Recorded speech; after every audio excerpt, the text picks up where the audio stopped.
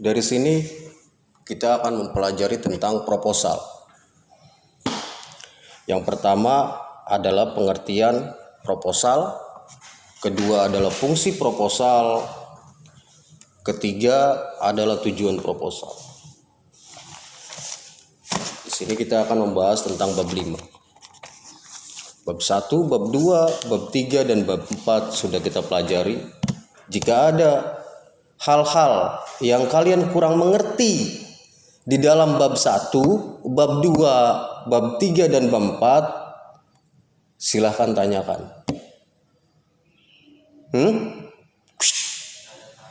Nggak ada.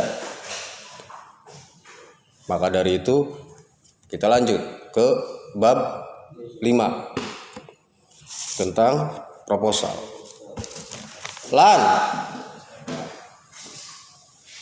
coba bacakan pengertian proposal. Proposal adalah rencana kegiatan yang ditulis dalam bentuk rancangan kerja. Rencana kegiatan dalam bentuk rancangan kerja. Jadi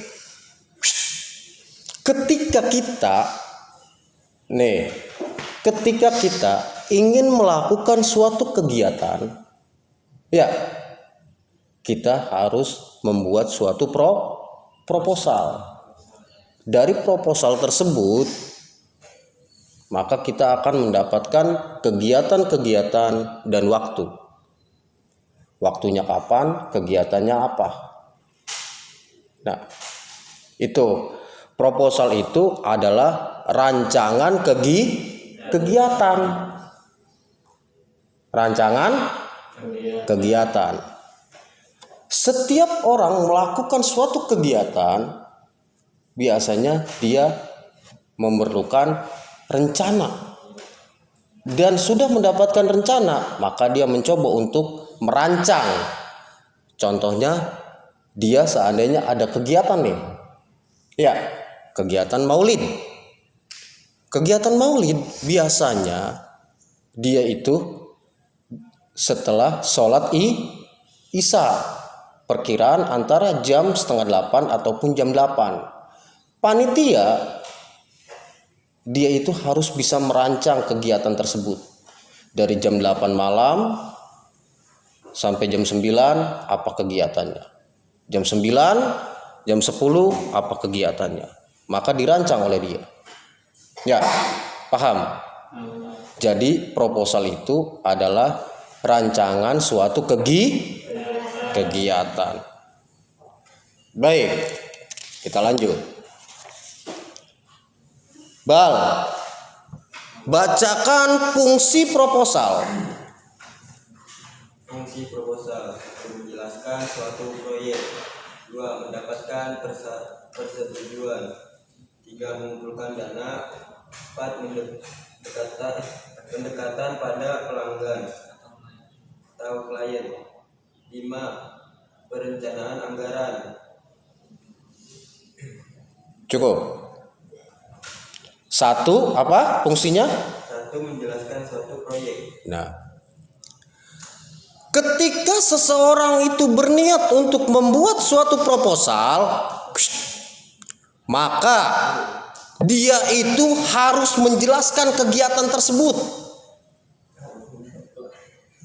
Menjelaskan kegiatan tersebut bahwa suatu Isra Mi'raj dah hari apa-apa dalam Islam. Jadi dia itu harus menjelaskan terlebih dahulu. Di situ di mana masuknya?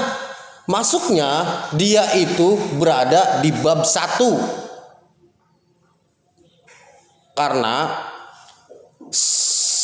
saya kalau seandainya ingin membuat suatu proposal itu paling 5 bab.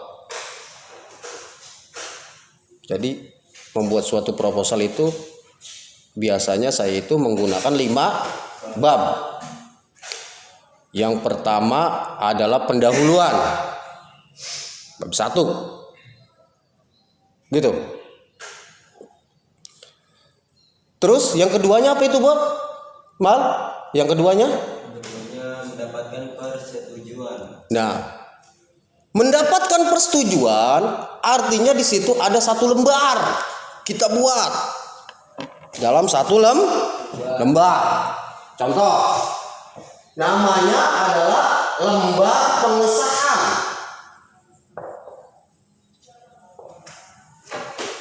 Lembar pengesahan. Dari lembar pengesahan tersebut, di sini seandainya kita membuat suatu kegiatan, biasanya ketua DKM siapa, bendahara DKM itu siapa, kemudian di sini yang tanggung jawab seandainya atau mengetahui siapa, ketua RT dan kepala desa. Jadi di sini tanda tangan. Artinya lembar pengesahan ini ketika dia membuat suatu kegiatan, siapa yang bertanggung jawab? Di sini udah diketahui. Siapa yang bertanggung jawab? Ketua DKM dan bendahara.